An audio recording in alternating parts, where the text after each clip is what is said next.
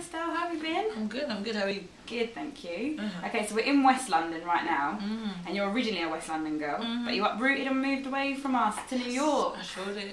So how's that been for you, like, moving over there? It's been good. I moved 5 years ago when I got my record deal out there. It's just easier. He kept flying me back and forth for like meetings, and I was like, is it jet lag shit? No. You know, so that's literally it. You know, it's been cool. It's been fun. What do you like the most about the US?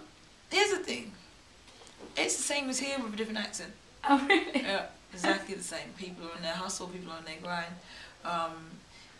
The only difference I would say is that where you go straight up here and you go straight down, just in terms of career and stuff and things to do, you can go up, you can go across, you can go diagonally, you can do some things, you know. So it's just a lot more opportunities, you know, out there. People see the money in everything, you know, and that works, and that's sometimes a big hindrance, you know. So. What about home comforts? What do you miss? Like, I just miss my family. I miss my people. You know, like you can find almost anything anywhere in the world now. Amazon exists, so you know, Topshop, all of that online, it works. You know, I get stuff sent. It's cool. Yeah, it's definitely not the same. That's the only other thing. Topshop ain't the same. No. I guess the fashions and the trends are different. You know, that's the only thing I lose my mind when I come here. I go to Topshop. Just go and just, you know, just clean up a little bit. Yeah. Where do you feel most at home then? Here or in the US? You said what? Where do you feel most at home? I feel most at home on the airplane. On the airplane? Yeah, I've not stopped travelling for 5 years either, so, well, for almost, since I've started, since I was 18, I've not stopped travelling. So it's, as much as I get home, I'm never home because I'm always packing a bag to go again. So I feel most at home on the airplane. You should make an aeroplane into your home one day and just convert it. Private jet. That's what we call the PJ. Yeah. So across the pond, you've got some quite high-profile friends out there. How did those friendships come about? And well, you meet them via music or in awards or something or an event, and then sometimes you meet them because they'll come by a session or whatever. And real is real, you know. Industry is industry, and I'm not really good at being industry. You know, so when I meet and people I do consider my friends in the industry, they actually are my friends. You know, like in real life, they'll call and check on me, make sure I'm good and alive and things. At one time, when I really got really cool with Erica Badu was when I went to Dallas and I was exhausted. I was just exhausted. I remember being like, my voice don't want to work.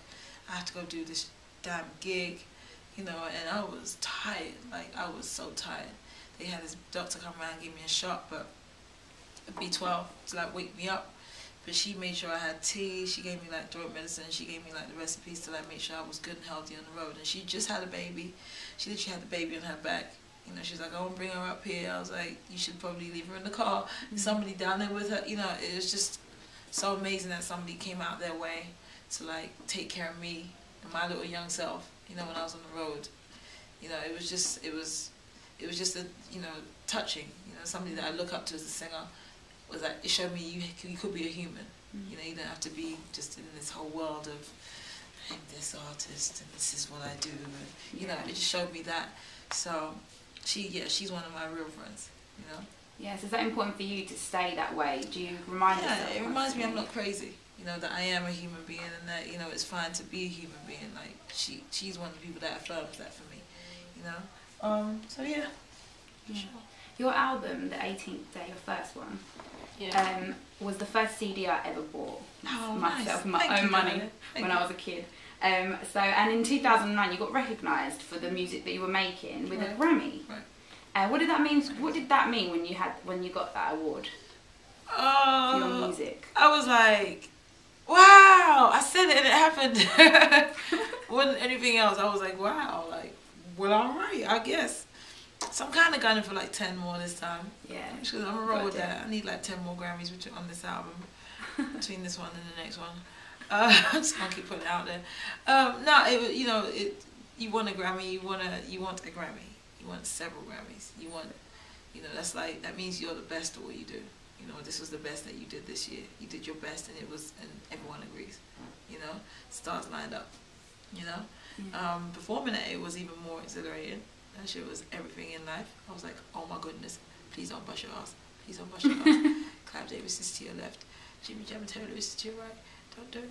Don't bust your ass. You know, and I got on stage and I sang behind Yeezy and I was like, oh shit, I'm not busting my ass. This is great. My mum can see me on TV. This is amazing. Woo! Sing now. Sing on key. Okay, you got it. You know, there's all these things in my head. It's fun. It's fun. Yeah. So, like, bearing in mind how much you have achieved, there's more. What do you say to the people, the critics? They're like, oh, American Boy was the peak of your career. What do you think about that? I mean, they said 1980 was the peak of my career. Yeah, so I guess. True. So you don't really like watch that? I don't. It's too much effort to watch that. It's too much effort to pay attention to that. I'd rather make an album. I'd rather go work and get in the studio and do what I do as an artist. You know, I think everyone has opinions. And it's cool. More to come. Yeah, sure. There's way worse opinions than that. Yeah. Like, I had way worse shit said to me, about me, for me, like, on my behalf, and it's like, yo, what is wrong with you people? It makes the world go around, doesn't it? Yeah. And then it's whatever. You're pretty tough though, because I always think of how you deal with something like that, but... Oh, God, look. They told me 1980 was the peak of my career, and then we did American Boy, so I guess that's why I was looking at it like, well, you know, cool, but you said that before. Yeah. And we shot at that, didn't we? Yeah. And we won a Grammy for it too. You know, so let's keep going. So you teamed up with the mighty Rick Ross. Yes. For Break My Heart. What was it like working with him? He got it separately to me being there. Oh no. I love that guy. He is amazing as a human being. He's beautiful as a guy. And he's just lovely. You know, you see where he's coming from with his heart and what he wants for his people too, his team, MMG and that. And it's amazing to watch. It's just dope to see somebody with the same motivation as people in my team. You know, so like the way John handles me, the way Yeezy handles John, you know, it's good to see people in rap music specifically, with the same model. You know, and he's a nice guy. He's a nice person. So you've met him before? Yeah. We were trying to work for years. He was like, I'm your biggest fan. I heard 1980. I was like, you know, all right, you know, and I went home and I was like, oh shit. Does he make those Rick Ross grunts when he's talking? No, or is that just for the record? That's the record. But the fact that he knew 1980, was like, all right, you know, like you're not just here for the sake of, you really do your research. You love, you know, you like music. This is great, of course, you know. So we've been waiting for this album, this third album, to drop for quite a while now. Why do you feel like now's the right time? Well, I take 4 years on average for every album. No, for real. Think about it. Not on purpose. And I'm not going to do it with the next album. I want the next album out end of this year. Yeah. Sick of this. I just need to live. Yeah. I'm going to be a human being. Every album is written about specific life stuff. And you don't get to write that off the cuff. You know, you don't get to write that unless your life is going to be is just the most exciting shit ever. You know? And I have to sing these songs over and over again. So I think about that stuff when I'm writing songs or when I'm getting songs sent to me. I'm like, look, if I don't relate to that shit, I'm not singing it. This album's gonna take a minute to fuck out here with this. Like, leave me alone. You know, I'm gonna go live. You know, the team in the album, that they will understand what kind of artist I am. Yeah. They know I'm gonna be here for a while. So, you know, they give me 5 minutes of my time. They let me. So what have you been doing in this time when, apart from obviously making the album? Living, being a regular freaking girl, going to the shops, cooking, chilling out with my now ex. You know, just being normal for 3 minutes, you know? Yeah. Like, you don't get to do stuff like that. You know, everyone expects you to just, and everyone expects you to just put albums out and work, and it's great. When you're doing all that stuff, you're not living, you're just being an artist. You're not actually being a human being or growing, you know? So you wonder why artists, like, live like kids, because the age that they got in the game is the age that they stopped living, and they know that that's their existence. So you see a lot of that, and I refuse to go down that lane of not knowing how to handle myself as an adult, as a human being. So I take the time out to live and be real, you know? So that's giving you obviously material for your album. It helps. So what's kind of things, like the breakup, would that show through in the album? Oh yeah. A lot? Or? Inadvertently it did. I feel like I was breaking up with him while recording the album in my head and in my heart. I didn't know it. For real, because then I break up with him like 2-3 weeks after writing one of the last songs. You know, we went to do the video for More Than Break My Heart, literally. And it was just like an epiphany. It's like, don't like him. I'm not going to be with him. I'm wasting my time. Oh, he has to go. I don't even hate him. And then I got on a plane and I went home and I told him. And that was it. It seems crazy and calculated and hard, but it was a lot of things leading up to it. But it was just that one moment of clarity, and I was like, oh no, I won't live a single extra day with this on my heart. I just can't. I don't like him. He's not going to be my husband. I can't keep this going, you know. And in the meantime, when I sang Thank You, and I was doing it, I was crying on the track, but I was thinking about somebody else, you know, because I thought to myself I was in a happy relationship, you know. 2-3 weeks later, boop, you know, out the window. So Thank You's been my therapy song.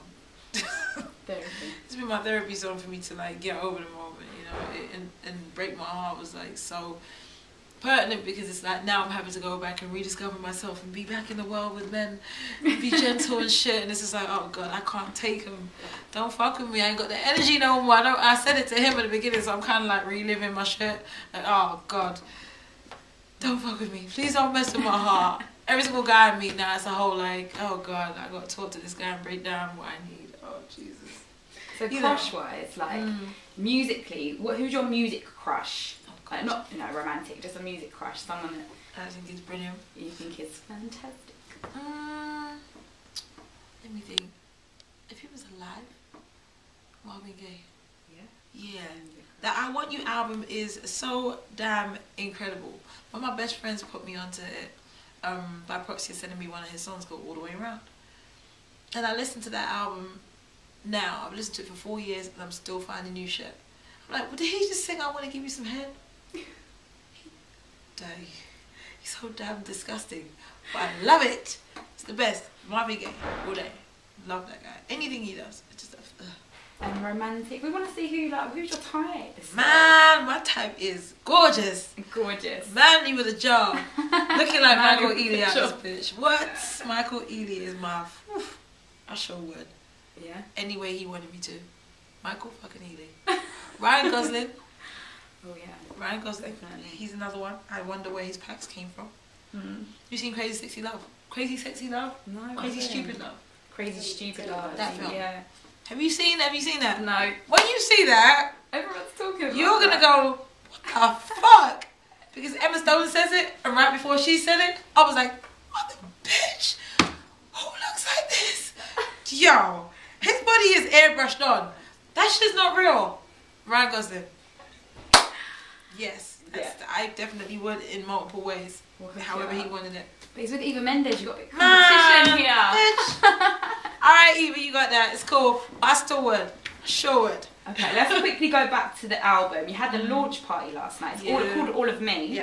Yeah. So what can we expect from the album? Like, how much has it grown from the other two? God, it literally was me walking in upset, sad, singing songs with every feeling in the world at the point, you know?